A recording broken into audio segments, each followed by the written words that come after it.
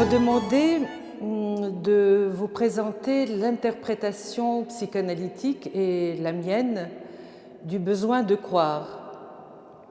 Et il m'a semblé que je ne pouvais pas aborder directement les pensées de Freud et ce que mes patients me disent à ce sujet, sans commencer par vous dire comment je reçois ce que nous dit de sa foi celui qui est finalement l'inspirateur principal de cette rencontre et dont on vient de nous parler, c'est-à-dire John Henry Newman.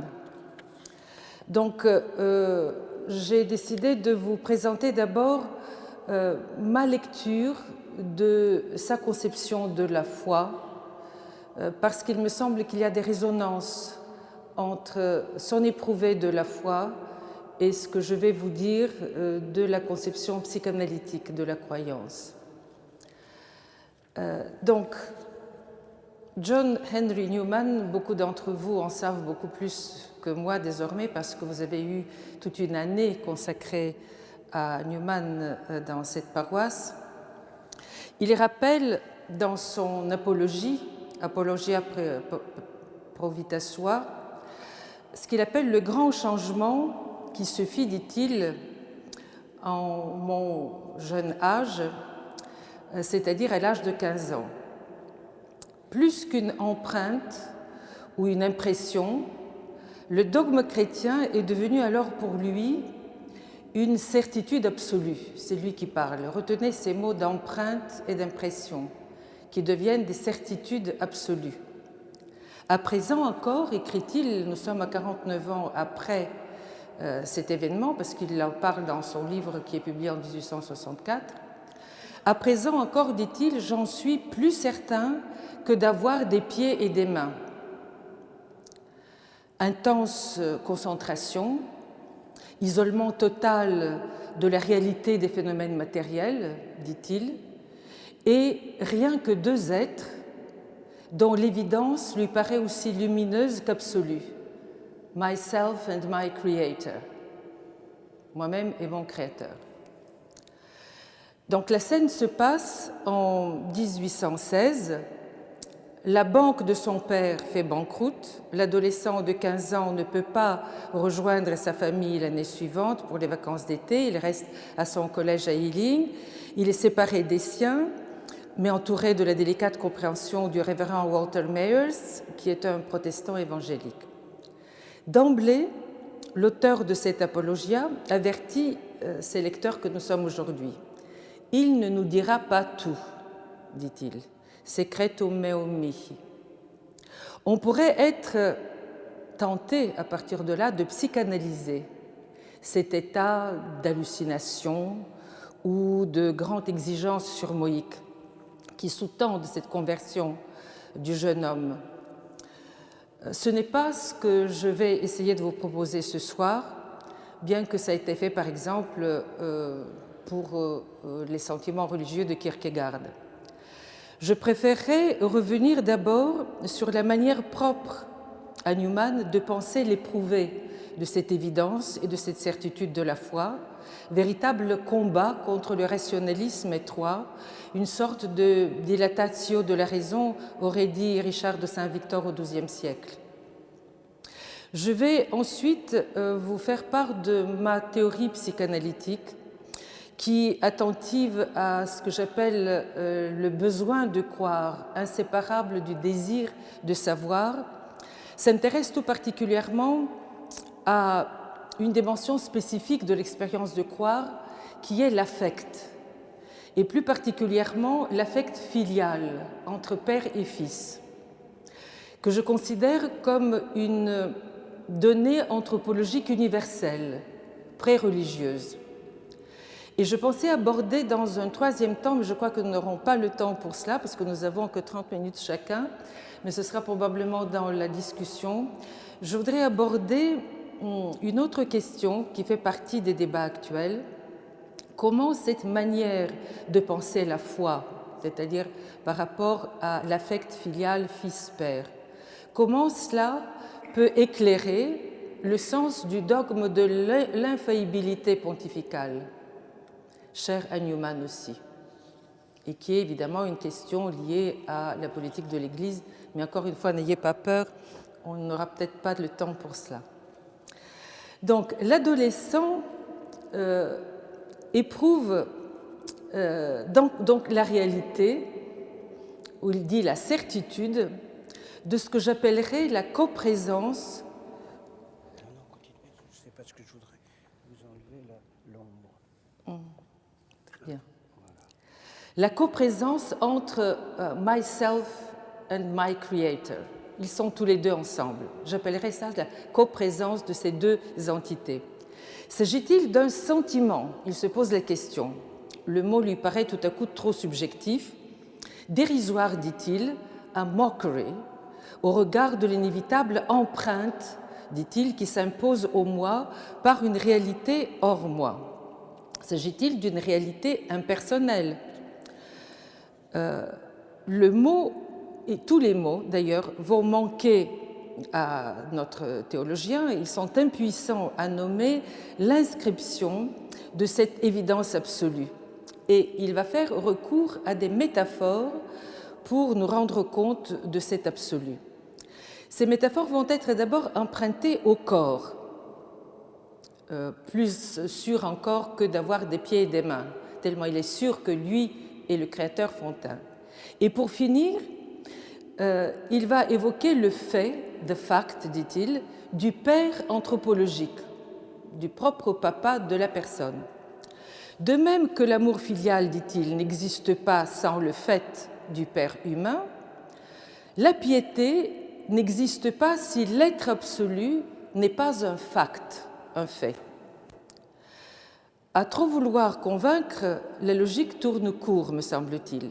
Newman veut plaider le dogme de la transcendance du créateur dont il subit l'empreinte, et il tente de décrire ce subit, étymologiquement ce pâtir, cette passion, mais le mot passion ne sera pas formulé ici.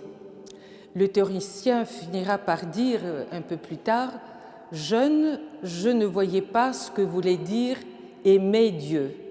Retenons cela aussi parce que le thème de l'amour va revenir. Pourtant, l'analogie qu'il tisse dans ce paragraphe suggère plutôt, peut-être malgré lui, que Dieu, my creator, serait une parabole invisible de la paternité, de la fonction paternelle humaine, comme objet du désir du Fils. Sans approfondir la teneur affective de ce constat involontaire, à savoir que son Creator lui rappelle son Père, Newman préfère détailler logiquement une série d'actes cognitifs qu'il appelle actes de conscience et qui jalonnent une sorte de processus hétérogène de la croyance. Et cela m'interroge beaucoup. Quel est ce processus hétérogène? Quelle est la part de la rationalité? Quelle est la part de sentiments, affects, etc. Il dit ceci, toujours avec des métaphores. Des ombres et des images vers la vérité. Telle sera, vous le savez, sa devise gravée sur ce mémorial. Et puis, une certitude rationnelle qui se dégage à la fin. Je sais que je le sais. Point de suspension qui montre que le raisonnement est infini, comme le nombre pi de Leibniz peut-être. Donc nous avons là des ombres et des lumières qui vont devenir des certitudes et du savoir. Intuition antérieure à la rationalité, il va développer ça plus tard en parlant de la phronésis aristotélicienne, il introduira même le concept de sens ilatif, etc., et jusqu'à la rationalité du credo. Newman maintient donc dans cette rationalité de la foi quelque chose qu'il appelle une luminosité secrète, surnaturelle, dit-il, de la foi, qu'il décrira comme un inward sense, un sens intérieur, ou encore comme un cœur, au sens de saint Augustin, cor ad cor loquitur, dira-t-il comme dans sa devise de cardinal. Je constate que le terme d'affect, je vous parlais tout à l'heure de l'affect filial, fils-père, ce terme d'affect que saint Bernard de Clairvaux avait repris à la scolastique pour en faire un concept clé de sa lecture du Cantique de Cantiques. Ce terme ne semble pas venir sous la plume de Newman, mais c'est possible, je n'ai pas tout lu. Il s'impose cependant, me semble-t-il, si l'on veut appréhender cette zone élargie et fragile que Newman appelle la conscience de l'expérience et dans laquelle nous voyageons entre le sentiment, l'image et la rationalité au sens strict du terme. Une conscience entre guillemets qui va appeler assentiment, mais en distinguant assentiment aux images et aux choses, de l'assentiment aux concepts ou aux notions. Vous voyez comment dans cette zone du croire, il y a quelque chose de très hétérogène et complexe qui se déploie et qui me fait penser à ce que les phénoménologues entre vous connaissent, chez Husserl, la zone antéprédicative, tout ce qui n'est pas raisonnement, tout ce qui n'est pas logique, mais qui est de l'ordre du sensoriel, par exemple, et ce que j'appelle, moi, du sémiotique dans la connaissance conçue comme une signifiance, donc quelque chose de processuel.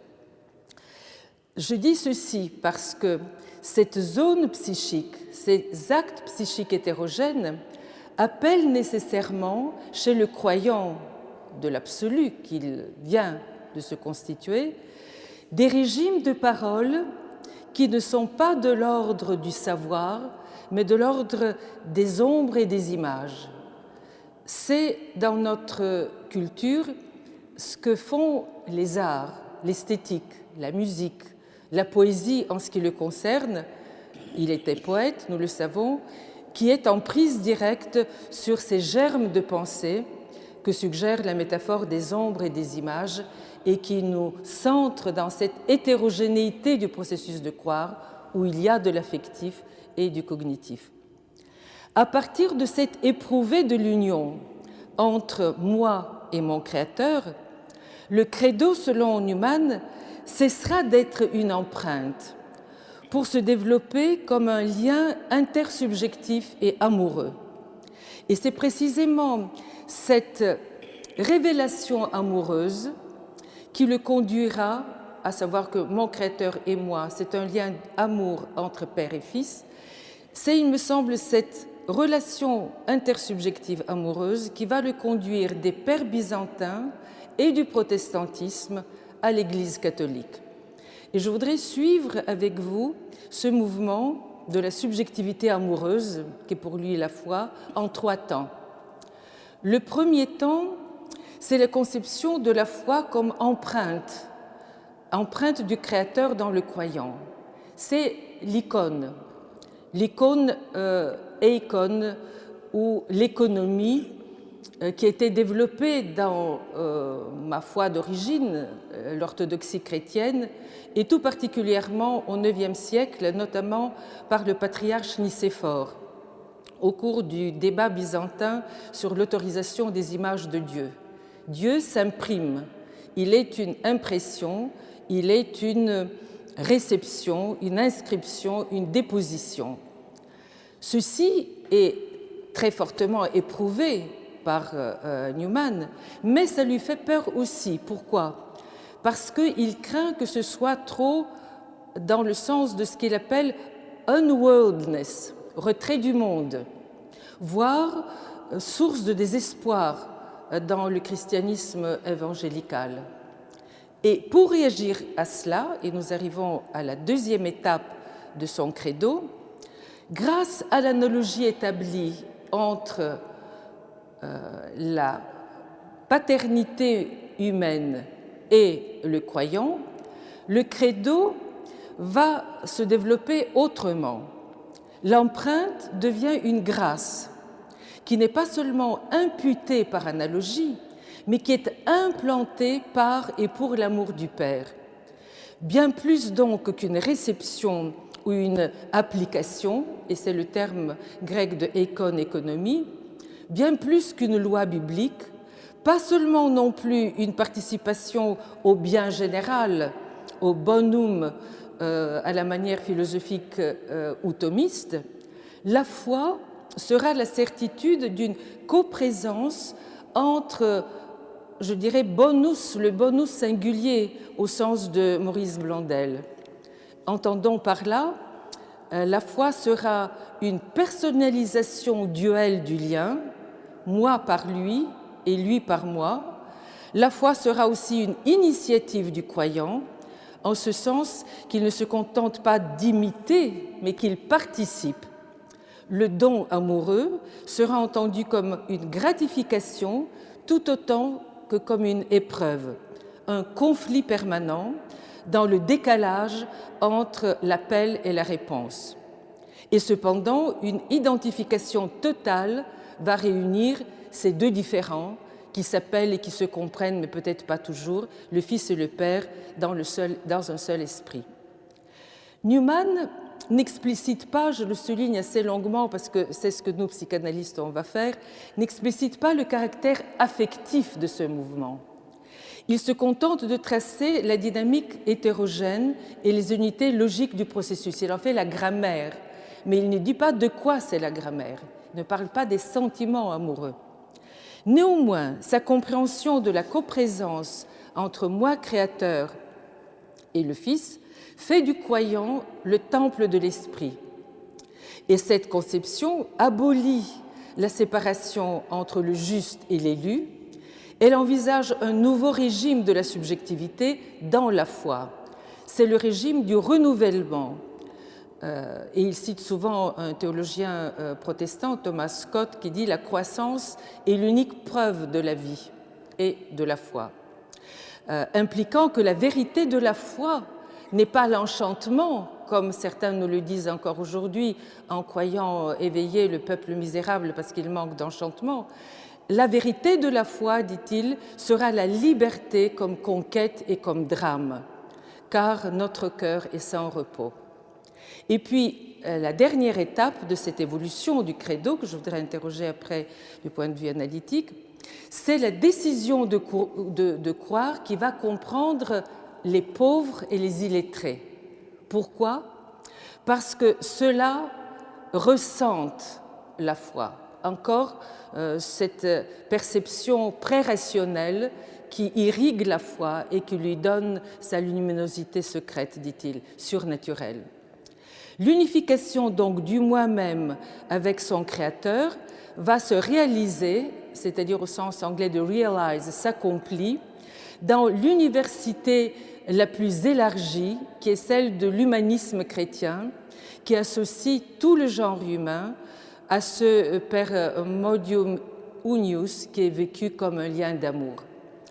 Tel sera donc le sens ultime de la sainteté qui s'accomplit selon Newman quand il existe une certitude indéfectible entre la coprésence entre moi et le Créateur, sensorielle et élargie à tous.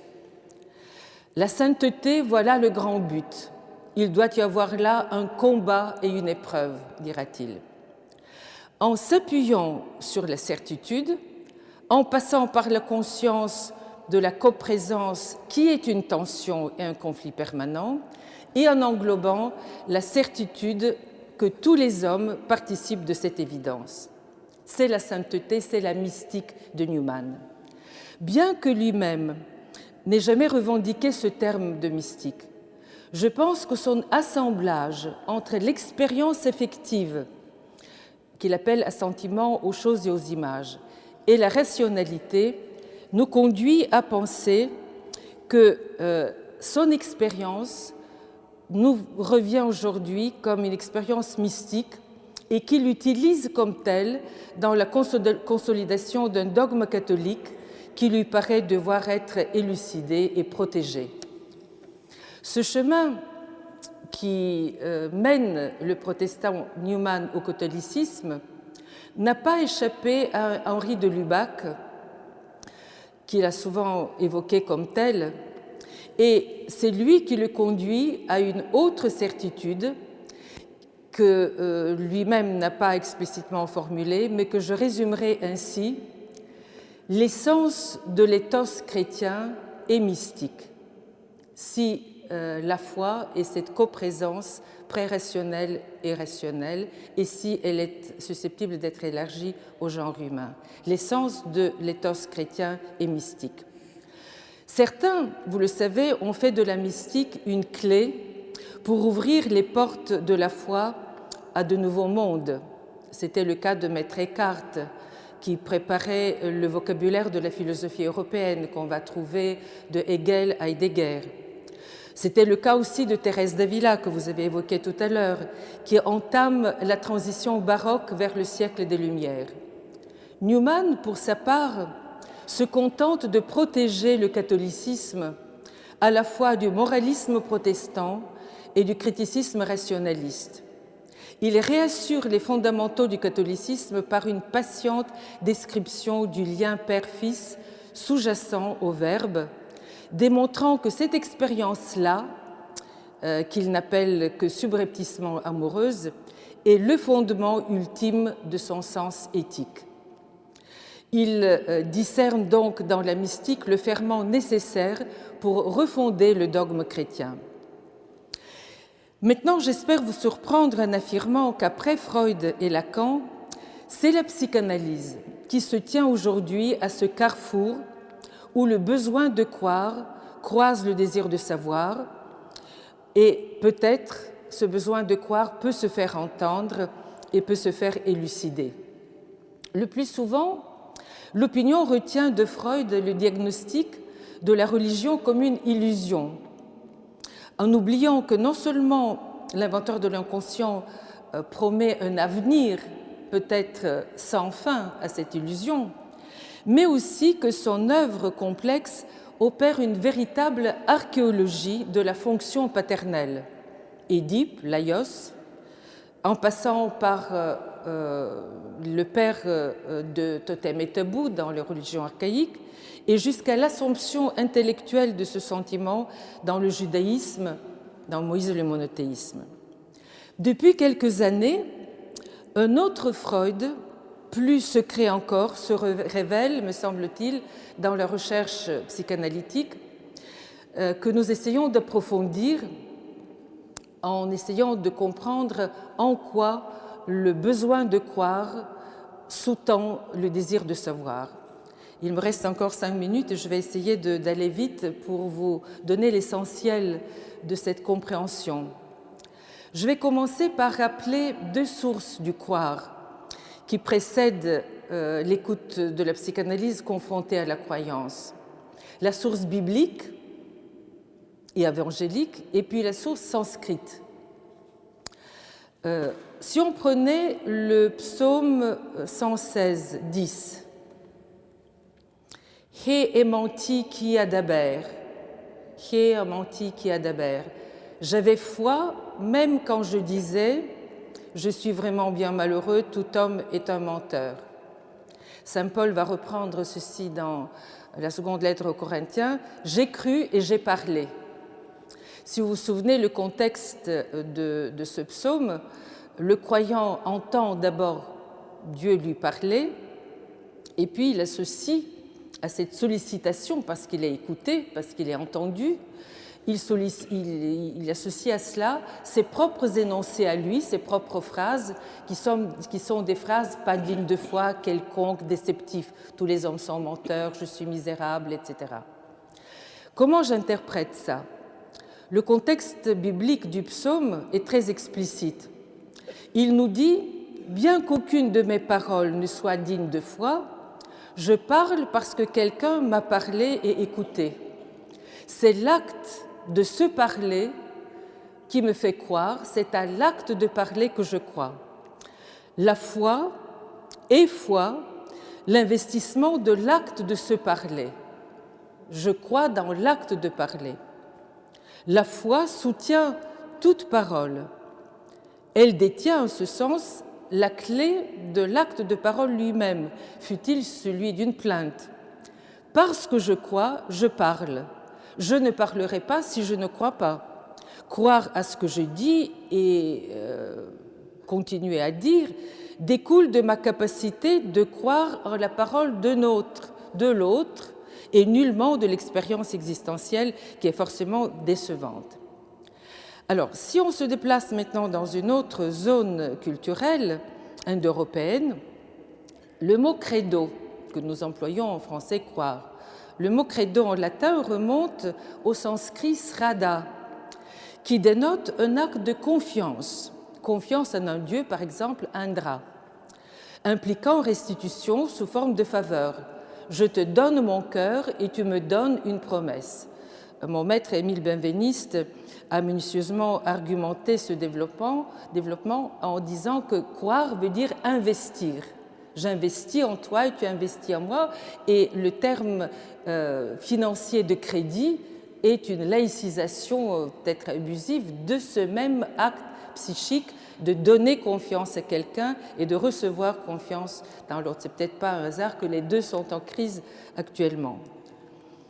L'expérience psychanalytique de l'enfant et de l'adulte témoigne d'un moment capital du développement où l'enfance se projette dans un tiers auquel il s'identifie et qu'il investit. Freud s'arrête à cette question-là. Il appelle cette identification de l'enfant dans le père et cette reconnaissance de l'enfant par le père, cette coprésence père-fils, cet affect filial, il l'appelle une unification, une Einfühlung, et qui serait la base de toute capacité d'idéalisation, d'avoir des idéaux, d'avoir des représentations même.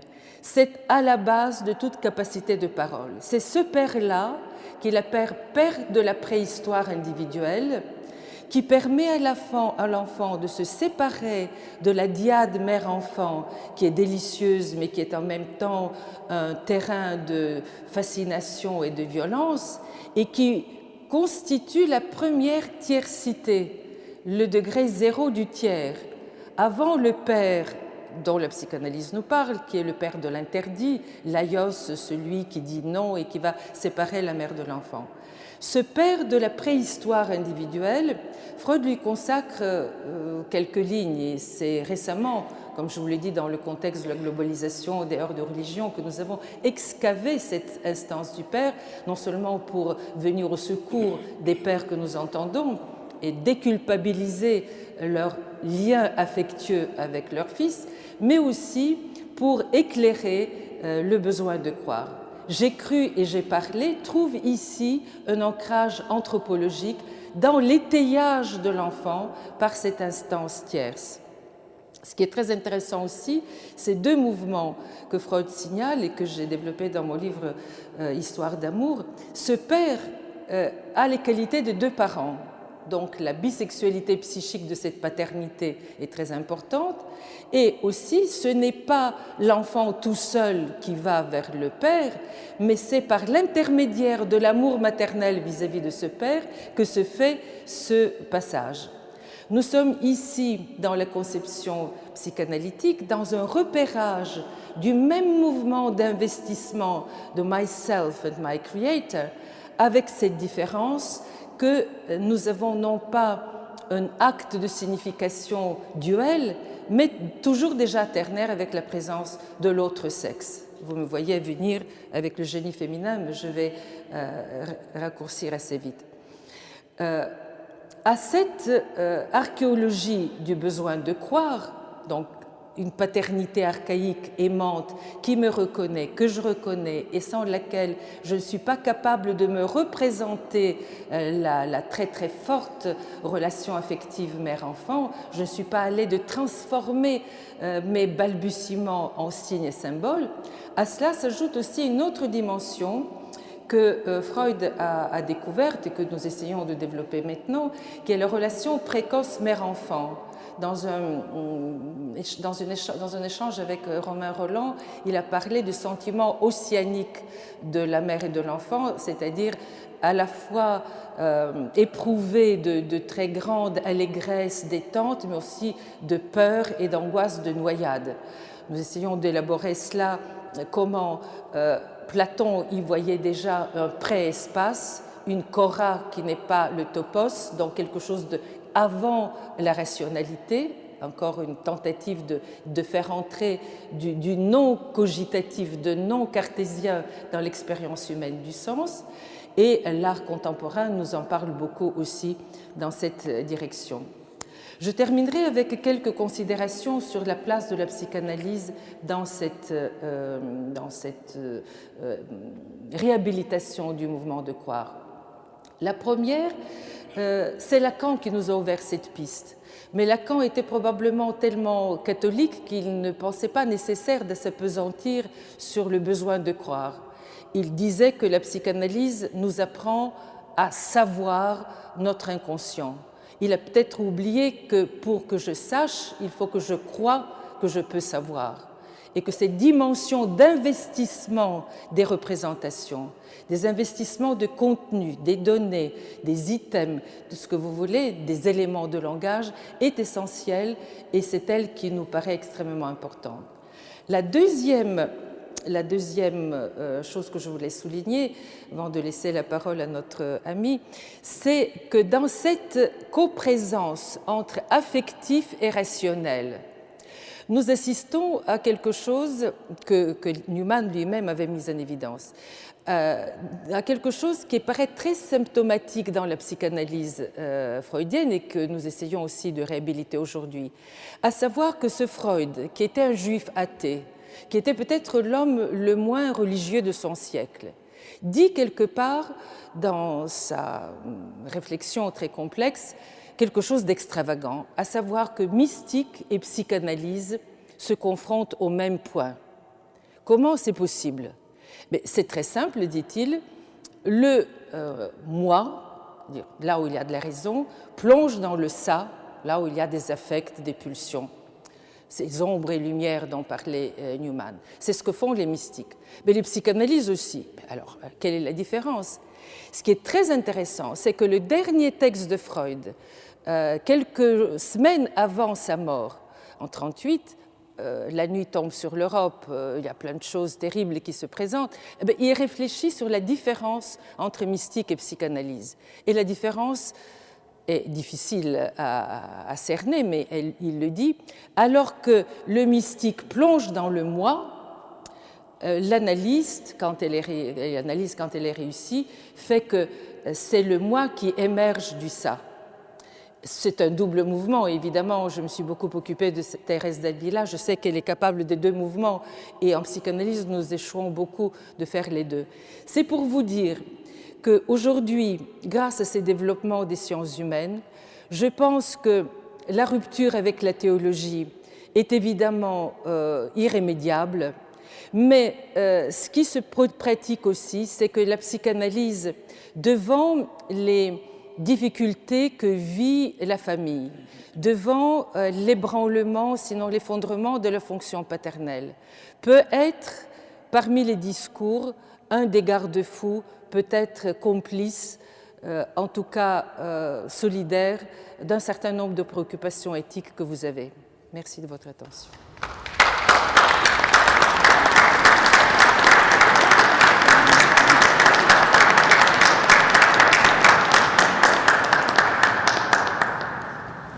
J'ai essayé de dire qu'il y a eu une rupture dans l'histoire de l'humanité. Et cette rupture s'appelle la sécularisation, c'est-à-dire les Lumières, à partir desquelles on a bousculé les abus de l'obscurantisme, du fondamentalisme. L'exemple de Diderot et la religieuse en est un exemple paroxystique. Mais on n'a pas touché, la pensée moderne n'a pas touché le besoin des gens de croire. On n'a pas désarticulé, on n'a pas déconstruit le besoin de croire. On a ciblé les abus de ce besoin, quand ça va jusqu'au meurtre, quand ça va jusqu'aux les pédophilies ou différents autres beaucoup plus graves et plus massifs catastrophes comme les guerres de religion, etc. Mais on n'a pas décortiqué le besoin de croire. Et contrairement à ce qu'on peut penser, les sciences de l'homme ne sont pas seulement des nihilistes ou des destructeurs de la dignité de l'homme ou du sens. Leurs ruptures conduisent aussi à des innovations. Ce sont des défis qui ouvrent d'autres perspectives. Et j'ai pris l'exemple de la manière dont la psychanalyse post-freudienne, en prenant quelques appuis sur des textes de Freud, envisage le besoin de croire. Pourquoi je pense que c'est essentiel et innovant? D'abord parce que cela enrichit la notion de besoin humain. Généralement, quand on dit les besoins de l'homme, on pense à des besoins maternels. On voit les besoins de petit enfant, manger, propreté, tout ce qui est matériel est confondu avec le besoin. Quand nous disons, avec la philosophie contemporaine, mais aussi avec Freud, que l'être humain est un être parlant, nous disons que l'essence de l'être humain est de parler. Et que si l'essence de l'être humain est de parler, et s'il ne peut parler qu'en croyant, le croire fait partie des fondamentaux de l'humain. Il est aussi essentiel que de manger, de boire, d'avoir une maison, enfin, tout ce qui est matériel est aussi important, peut-être même moins, que le besoin de croire, puisque sans ça, il ne parle pas. Autrement dit, nous élevons la notion de besoin à un niveau où la transcendance devient hyper immanente. Donc on trouve quelque chose de transcendant dans la racine même, dans la biologie même de l'être humain, dans la persistance de la vie. Et ceci est d'autant plus important que cette immanentisation du croire jusqu'aux bases, les fondations les plus basiques de l'humain, conduit à réhabiliter ce que j'essayais de dire tout à l'heure, à savoir que l'essence de l'éthos catholique, c'est la mystique. Pourquoi? Parce que dans ce croire, votre question pose sur le croire comme si c'était évident. Dans le croire, tel que Newman l'explore et tel que les mystiques l'explorent, il y a une dimension qu'on appelle surnaturelle et que pour nous, psychanalystes, ce n'est pas surnaturel, ça fait partie de l'expérience humaine. Et c'est quoi? Ce sont des investissements de quelque chose qui n'est pas encore un objet, qui est la représentation, la capacité même de penser. Quand l'enfant investit le père de la préhistoire individuelle, il n'investit pas un objet de désir. Freud dit, nous sommes là dans une dimension antérieure au désir. Quand il y a désir, il y a un objet. Je désire un homme, je désire une femme, je désire un sein, je désire un arbre, je désire un fruit, il y a un objet. Dans cette dimension du croire, on est dans quelque chose de beaucoup plus archaïque. Je ne désire pas, je suis vitalement porté à investir une activité qui peut être de se nourrir, qui peut être de respirer, qui peut être de penser et de se parler. Donc c'est ce côté, je veux dire, préobjectif, préobjectal du croire nous met dans une dimension de l'expérience humaine qui ne se réduit pas au cogito. Et c'est là que se situe le mystique. Et c'est là que vient Newman en disant il n'y a que la sainteté qui m'intéresse. Parce que quand il est devant moi et mon Créateur, qu'est-ce qu'il nous dit? C'est des ombres et des lumières d'abord, et après je sais. Donc c'est un processus complexe dans lequel il y a de la sensation, du préobjectal, de quelque chose qui dans mon esprit n'est pas de l'ordre du rationalisable, mais si je n'ai pas ça, je ne peux pas penser. Et vous, catholiques, vous avez dans l'histoire de l'humanité, vous êtes arrivés à cette richesse qui consiste à appuyer la plus haute cogitation sur cette vibration sensorielle des plus essentielles, des plus archaïques, des plus infantiles. Votre Dieu est un bébé et il peut être aussi le plus grand des théologiens et le plus grand des savants. Et c'est cette diagonale qui nous fascine et que les sciences humaines, notamment la psychanalyse, essayent aussi d'explorer. De grâce, n'abandonnez pas ce diapason, gardez cette complexité. parce que c'est ça qui donne à l'être humain une épaisseur qui d'abord retentit en art, en musique, en poésie, et qui fait que le corpus mysticum de l'Église catholique est impensable sans l'art. On est ici à Saint-Eustache, c'est l'église de Rameau, c'est l'église de la mère de Mozart, de Richelieu, d'un tas de gens qui sont passés par ici, et ce n'est qu'un exemple de cette consubstantialité entre ethos catholique et art. Pourquoi? Parce que c'est un langage du sensible. C'est la plus grande proximité de là où il n'y a pas encore objet, où je m'unifie avec le monde sans être sujet et objet. Et c'est ces états-là, vous arrivez à les faire entendre, et c'est ça qui manque à l'être humain, même quand il est submergé d'images, mais les images deviennent des poncifs et des éléments de langage, et non pas cette vibration sensorielle. C'est l'érotisme du christianisme et du catholicisme en particulier qui va éclater au sens de se répandre, se développer avec l'art baroque. Il y a ça, il y a aussi le fait que Newman, qui est perçu ce genre de choses et il s'est dit qu'est-ce que je fais chez les protestants, je vais chez les catholiques. Il a rendu hommage à cette richesse de l'expérience catholique, mais sans abandonner pour autant la rationalisation, d'où son idée de cumuler des assentiments. Son livre sur la grammaire de l'assentiment est en effet une tentative de rationaliser, y compris tout ce qui est de plus sensoriel.